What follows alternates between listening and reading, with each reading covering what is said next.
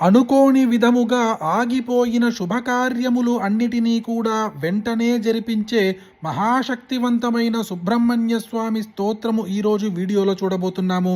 భక్తి శ్రద్ధతో అందరూ ఒక్కసారి వినాలి. ఓం యత్ర సంభిన్నతాం యాతి స్వాతిరిక్తభిదాధతి సంవిన్మాత్రం పరం బ్రహ్మ తత్స్వమాత్రం విజృంభతే.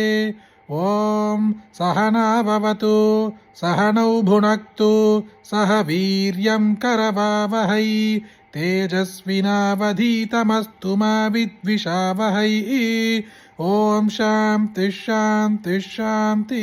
అచ్యుతోస్మి మహాదేవ తవ కారుణ్యలేశతః విజ్ఞానఘన ఏవాస్మి శివోస్మి కిమతః పరం. నిజం నిజవద్భాత్యంతః కరణజృంభనాత్ అంతఃకరణనాశేన సంవిన్మాత్రస్థితో హరిః. సంవిన్మాత్రస్థితశ్చాహ మజోస్మి కిమతః పరం. వ్యతిరిక్తం జడం సర్వం స్వప్నవచ్చ వినశ్యతి.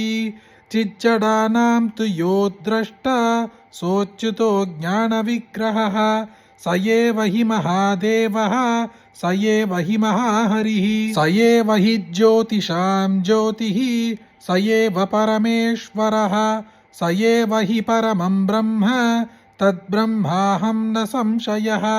జీవః శివః శివో జీవः స జీవః కేవలः శివः. దుషేణ భక్తో వ్రీహిः స్యాత్ దుషాభావేన తండులః. ఏవం బద్ధస్తతా జీవः కర్మనాశే సదాశివः. పాశభక్తస్తతా జీవः పాశముక్తः సదాశివः. శివాయ విష్ణురూపాయ శివరూపాయ విష్ణవే శివస్య హృదయం విష్ణోశ్చ హృదయం శివః. యథా శివమయో విష్ణుః ఏవం విష్ణుమయః శివః. యథాంతరం న పశ్యామి తథా మే స్వస్తిరాయుషి. యథాంతరం న భేదాః స్యుః శివకేశవయోస్తథా. దేహో దేవాలయః ప్రోక్తః స జీవః కేవలः శివः. త్యజేదజ్ఞాననిర్మాల్యం సోహం భావేన పూజయేత్. అభేదదర్శనం జ్ఞానం ధ్యానం నిర్విషయం మనః. స్నానం మనోమలత్యాగః శౌచమింద్రియనిగ్రహः. బ్రహ్మామృతం బిభేద్భైక్ష్య మాచరేద్దేహరక్షణే. వసేతేకాంతిగో భూత్వా చైకాంతే ద్వైతవర్జితే. ఇత్యేవమాచరేద్ధీమాన్ స ఏవం ముక్తిమాప్నుయాత్. శ్రీపరమధామ్నే స్వస్తి చిరాయుష్యోన్నమ ఇతి. విరింజినారాయణ శంకరాత్మకం నృసింహదేవేశ తవ ప్రసాదతః. అచింత్యమవ్యక్తమనంతమవ్యయం వేదాత్మకం బ్రహ్మ నిజం విజానదే. తద్విష్ణోః పరమం పదం సదా పశ్యంతి సూరయః. దివీవ చక్షురాధతం తద్విప్రాసో బిభన్యవోజ్జాగృవాంసః సమింధతే. విష్ణోర్యత్పరమం పదం ఇత్యేతన్నిర్వాణానుశాసన మితి బోధానుశాసనమితి వేదానుశాసనమిత్యుపనిషత్.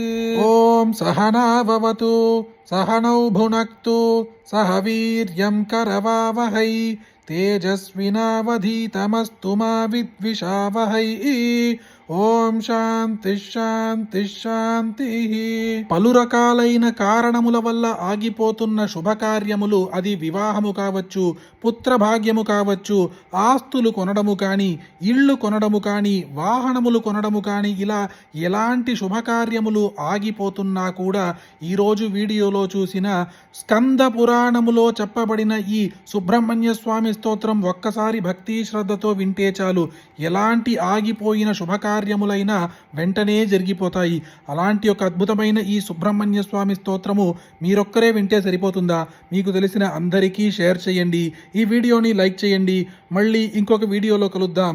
జయ జయ శంకర, హర హర శంకర.